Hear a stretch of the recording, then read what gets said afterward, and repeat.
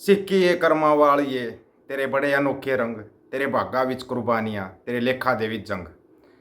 अगर ये कहते हैं कि पंजाब लीडरलेस है, ये बात तो पहले भी बोलते थे पंजाब लीडरलेस है, लेकिन पंजाब कभी लीडरलेस नहीं रहता, क्योंकि एक सिख 1.25 लाख के बराबर होता है। बात करें सिखों की तो साथ में बात करते हैं कोर की। कोर की बात भी जरूरी है। अगर सिख आगे आगे अगवाई नहीं कर रहे तो क्या कोई कोर माई भागो नहीं बन सकती? बन सकती है। अगर आप अपने बच्चों को उनका इतिहास बताओ तो कि माई भागो कौन सी। माई भागो जिनको उनके माँ बाप अमृतसर साहिब में पैदा हुई, माँ बाप उनको दशमेश पिता गुरु गोविंद सिंह जी महाराज के दर्शन करवाने के लिए लेके जाते थे, वही माई भागो जो अपनी मेहनत से, देख लो, दशमेश पिता गुरु गोविंद सिंह जी महाराज की अंगरक्षक बन गई थी। अंगरक्षक।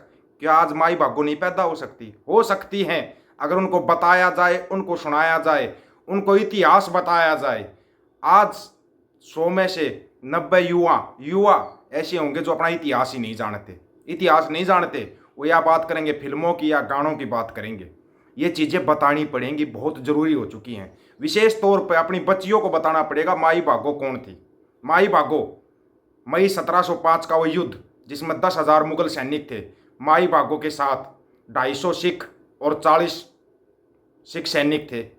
फिर भी हालांकि उस युद्ध में 10,000 मुगलों को पांव उखाड़ दिए थे, जिसको बैटल ऑफ बोला जाता है, बैटल ऑफ मुक्तसर के नाम से जाना जाता है, मुक्तसर की जंग के नाम से जाना जाता है। वहाँ पर माई भागो ने, उस जंग में माई भागो घायल हो गई थी, बाकी सभी सिख शहीद हो गए थे। उस जंग के बाद माई भागो का इलाज खुद कलगीधर वाले पिता महाराज ने करवाया था, खुद उनका इलाज करवाया और वो उनकी अंगरक्षक बन गई थी। बताओ अपनी बच्चियों को ये कहानियाँ, इन कहानियों को क्यों छुपा रहे हो? क्यों छुपाया जा रहा है इन कहानियों को कि 10,000 मुगलों पर भारी पड़ गए 40 सिख, और जिनकी कमान की थी माई भागो ने। माई भागो के बारे में अपनी बच्चियों को बताओ। बताओ उनको कि अगवाई करने की काबिलियत रखती हैं कोर।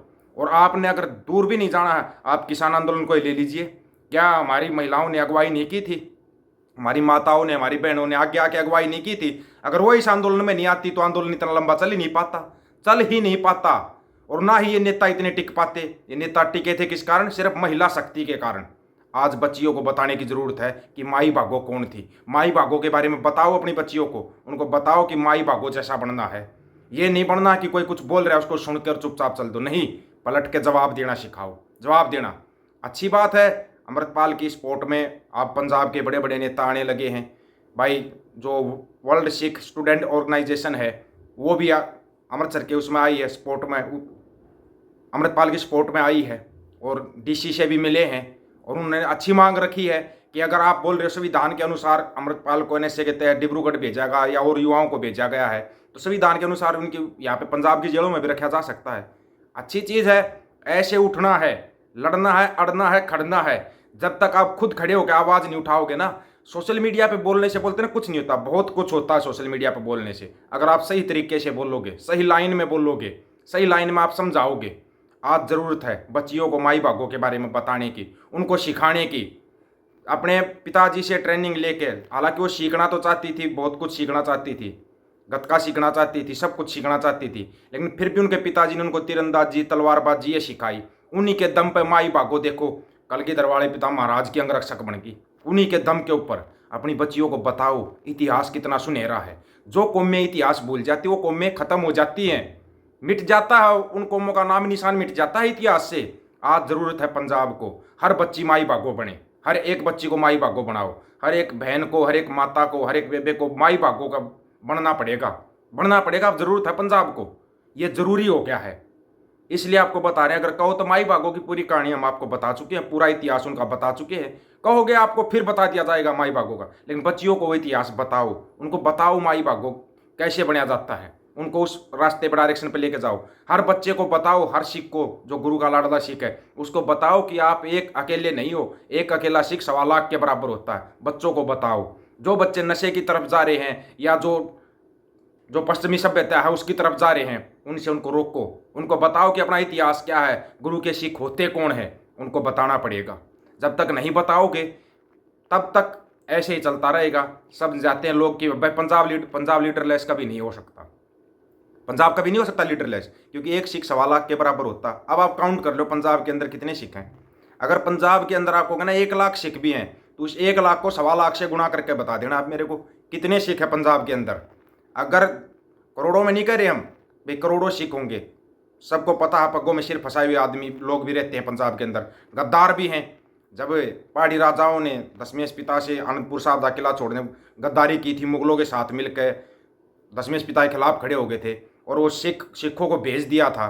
40 मुक्तियाँ तो याद होगा ना, जिनको माई भागों ने लताड़ा था कि आए कैसे, गुरु महाराज को छोड़ के आए कैसे। खुद माई भागों उनको लेके वापस चली गई थी युद्ध के मैदान में, तब भी मना कर दिया था गुरु महाराज ने। अपना सर्वंश दान कर दिया लेकिन कभी उफ तक नहीं की, कभी उफ तक नहीं की। ये बातें बताओ अपने बच्चों को, नहीं बताओगे ना तो पिछड़ जाओगे, पिछड़ जाओगे फिर वो पश्चिमी सभ्यता की तरफ ही भागेगा बच्चा। बस देखा हाँ नशेबाजी, दारूबाजी, ये कल्चर, गाड़ी ले ली बड़ी, इससे कुछ नहीं होता भाई। अपना इतिहास याद रखना, अपने इतिहास को बचाना और इसी इतिहास के लिए खड़ा होना बहुत ज़रूरी हो गया आज के समय पे।